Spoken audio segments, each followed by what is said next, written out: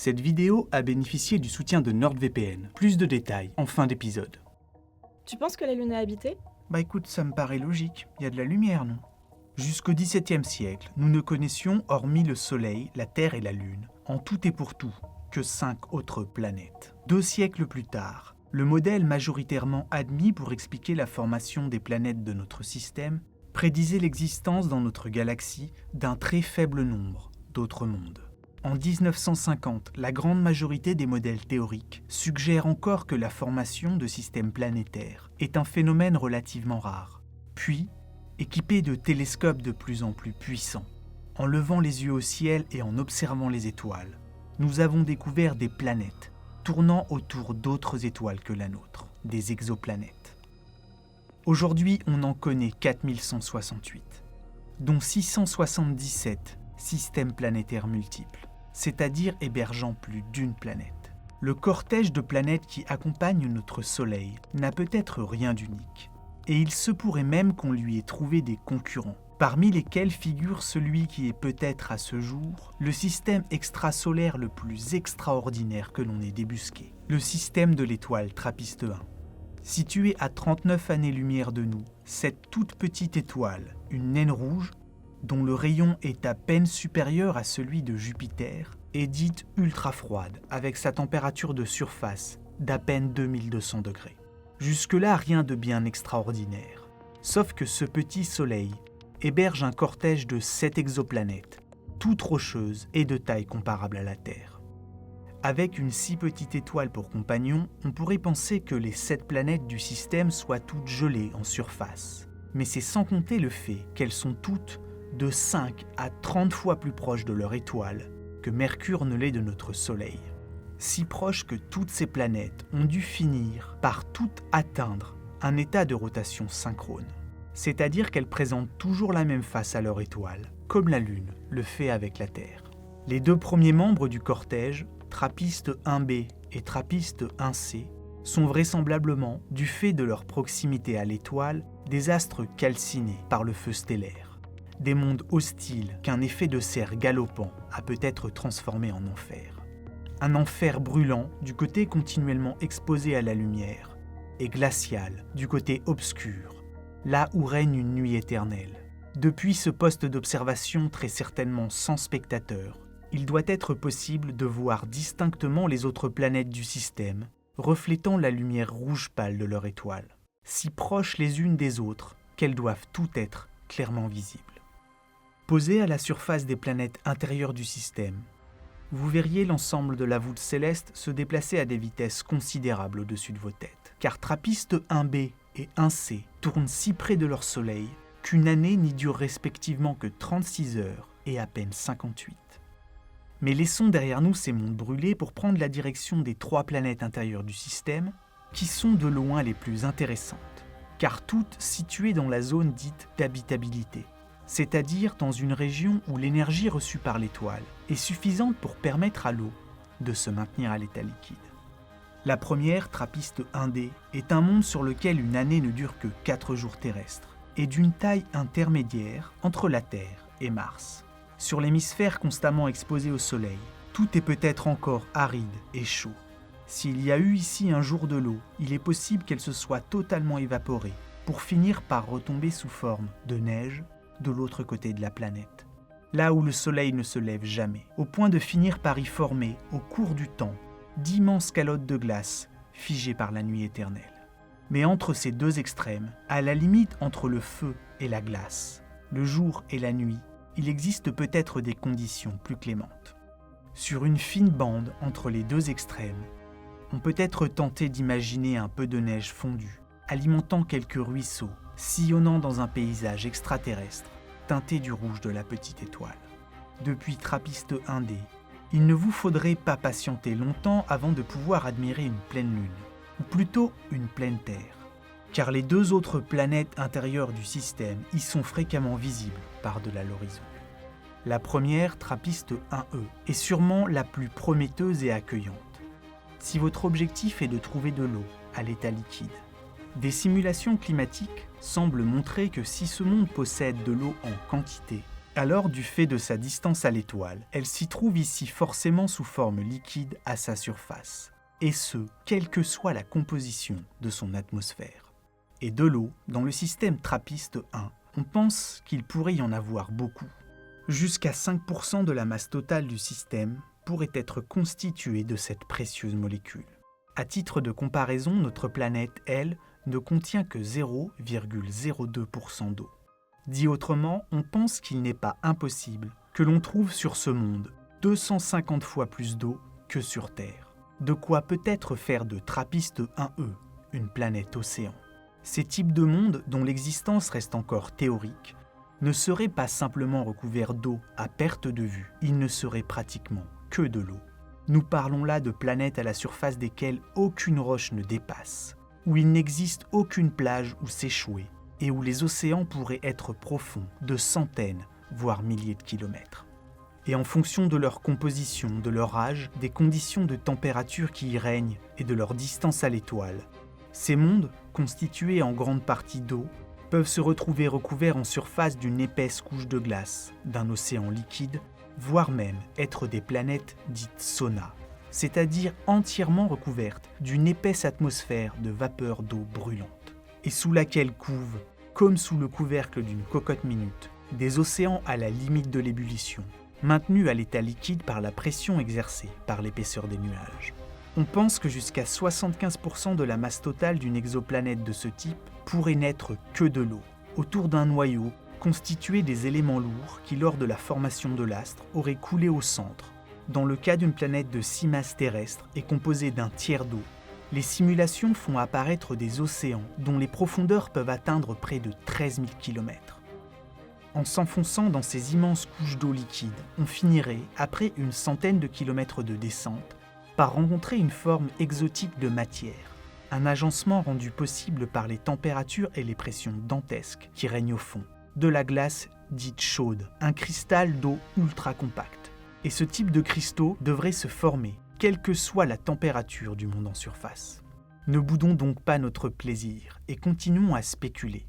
En revenant à TRAPPIST 1e, si ce monde possède un océan profond et qu'il est gravitationnellement verrouillé, comme le suggère sa proximité à son étoile, alors certaines simulations prévoient l'apparition d'étranges phénomènes météorologiques. Sur sa face perpétuellement ensoleillée pourrait bien s'être développée une atmosphère survoltée, au point de finir par produire un cyclone d'une puissance considérable, et pratiquement immortel du fait de l'absence de terre émergée pouvant l'arrêter. Un cyclone continuellement alimenté, qui resterait là, à tourner. La moitié du globe continuellement baigné de lumière serait ainsi sillonnée sans interruption par des tempêtes gigantesques, des tempêtes alimentées par des courants aériens, circulant toujours dans le même sens, de la face chaude vers la froide par le haut, et de la froide vers la chaude par le bas. De l'autre côté, plongé dans le noir continu, on trouverait des océans recouverts d'une épaisse banquise. À la bordure du feu du soleil et de la glace, l'air dense et les épais nuages laisseraient la surface dans un crépuscule sans fin, perpétuellement baigné d'une lumière rouge sombre, comme sur TRAPPIST 1D. Mais quittons maintenant cette planète pour prendre la direction de TRAPPIST 1F, la seconde planète intérieure du système. Depuis sa surface, notre demeure précédente est clairement visible, et d'une taille apparente similaire à notre Lune, vue depuis la Terre. Légèrement plus froide que la précédente, on peut supposer sur cette planète l'existence d'une banquise sans fin, enveloppant de ses glaces l'ensemble de l'astre. Quant aux deux dernières planètes, situées dans la bordure extérieure du système, ces mondes pourraient bien être terriblement froids et inhospitaliers. Il est peu probable qu'il y ait là des conditions propices à l'apparition de la vie, car la distance à leur étoile leur est défavorable. La première avec une température de surface moyenne que l'on estime tournant autour de -80 degrés, pourrait bien être un Antarctique généralisé, cachant sous ses bandes de nuages hypothétiques une surface solide et gelée. Quant à la dernière planète du système, avec une température moyenne estimée à -100 degrés, elle est peut-être une planète océan recouverte de glace à sa surface. Bon, vous devez peut-être vous dire que je dis trop souvent peut-être. La raison est simple. Il est pour l'heure impossible de connaître avec précision la nature de ces planètes, car bien que l'on en connaisse le rayon, la masse et la distance à l'étoile, la composition de leur atmosphère reste un grand mystère. Et l'atmosphère, c'est un truc plus qu'important. Pour l'illustrer, prenons l'exemple de Gliese 581c, une super-Terre très prometteuse, ici comparée en taille à la Terre et à Neptune. De cette exoplanète, qui orbite sur les franges externes de la zone habitable de son étoile, on connaît la masse, de l'ordre de 5 fois celle de la Terre, et on en a estimé la température de surface, de -3 à +40 degrés. Ces valeurs ont été obtenues à partir de l'albédo théorique de ce monde, c'est-à-dire sa capacité à réfléchir la lumière. Sauf que les températures d'un corps dépendent aussi beaucoup de la composition de son atmosphère. Par exemple, sur Terre, sans effet de serre, le thermomètre moyen ne serait pas de +15 degrés, mais de -18. Et quand on s'amuse, pour Gliese 581c, à simuler différents modèles atmosphériques, alors le thermomètre de surface se retrouve compris dans une fourchette allant de -40 à 100 degrés. Chaud, liquide ou froid, gelé, tempéré ou sauna. La plupart du temps, on ne sait pas. Alors, on travaille sur ce qui est le plus plausible. Et beaucoup de candidats au titre de planète océan pourraient tout aussi bien être de petits coins de paradis ou des enfers en forme de cocotte minute. Dans le cas de Trappiste 1, une seule chose est certaine. Toutes ces planètes sont trop grandes et trop légères pour n'être composées que de pierre. Après, même si ce système constitue l'une des meilleures cibles découvertes à ce jour pour chercher la vie en dehors de notre système solaire, il présente tout de même une ombre au tableau, son étoile. Car une naine rouge peut, en tournant très vite sur elle-même, créer un champ magnétique des centaines de fois plus intense que celui de notre Soleil, au point d'avoir peut-être chauffé, en lui transmettant de l'énergie par induction, le cœur des 3 planètes les plus proches d'elle. Si tel est le cas, Trappiste 1b pourrait se retrouver avec une surface partiellement fondue, théâtre d'une activité volcanique continue. Et puis, qui dit petite étoile peut signifier gros problème. Car les naines rouges ont une activité beaucoup plus agitée que les étoiles du type de la nôtre durant les premiers milliards d'années de leur vie. Leurs surfaces sont régulièrement secouées par de violentes éruptions qui peuvent jusqu'à doubler leur luminosité en l'espace de quelques minutes et engendrer des tempêtes stellaires suffisamment puissantes pour éroder l'atmosphère des mondes qui l'entourent sur le long terme.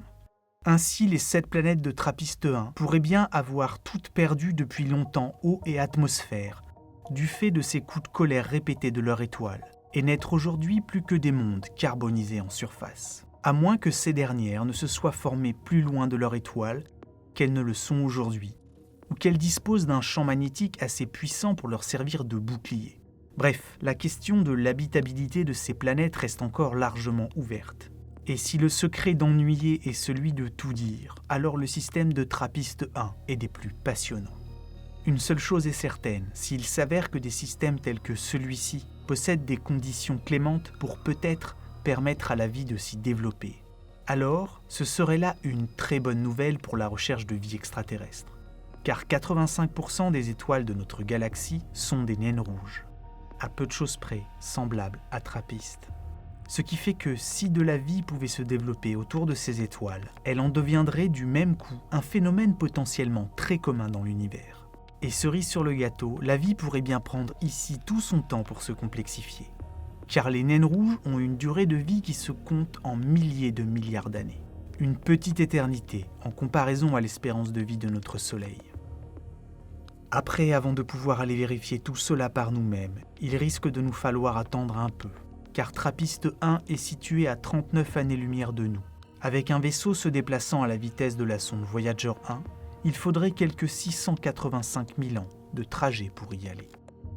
Des milliers, des millions d'autres mondes possibles, chauds, tempérés ou froids, gelés, liquides ou sauna, inactifs, calmes ou volcaniques, petits, nerveux et telluriques, boursouflés, craquelés et immondes. Il existe là-haut certainement des mondes aussi exotiques et dépaysants pour nous que ne le serait la vue du Sahara pour un mérou. Des mondes de vapeur d'eau et humides ou d'immenses déserts de feu et arides. Les questions restent en suspens. Habitables ? Peut-être. Habités ? Qui sait ? Si sur l'un d'entre eux, nous pourrons un jour identifier une atmosphère qui, comme la nôtre, par l'activité du vivant, a été transformée. Une atmosphère dont la composition chimique a fini par être modifiée par l'activité biologique. Voire peut-être, qui sait, une forme de civilisation avancée. Là-haut, qu'est-ce qu'il y a, tu crois ? Il y a d'autres mondes habités ? Moi, je dis qu'il n'y a que celui-ci qui l'est. Non, il y a la Lune aussi. La preuve, c'est qu'il y a de la lumière. Pour la Lune, t'as pas tort. On est sûr qu'il y a au moins quelqu'un vu que toi tu y es tout le temps. Il existe sur Terre un monde où l'on trouve de tout, c'est celui d'Internet. Et pour pouvoir naviguer sur les réseaux publics en toute sécurité, loin des regards indiscrets, pensez à chiffrer et sécuriser vos données. Pour se promener en toute liberté sur le net, les réseaux sociaux et avoir un accès sécurisé aux sites de streaming, où que vous soyez, du moment que vous êtes sur Terre. Vous pouvez accéder au Netflix américain, coréen, japonais. Tout ça tranquillou bilou, sans laisser de traces ou de plumes, et avec jusqu'à 6 appareils connectés avec un seul compte. Et tout ça, c'est sur NordVPN. Il vous propose actuellement moins 70% avec des abonnements à 3,17€ par mois. Avec en bonus un mois offert si vous vous rendez sur nordvpn.com/baladementale en utilisant le code d'accès baladementale. En plus, on trouve même incorporé un bloqueur de malware et de pub. À l'exception de celle-ci.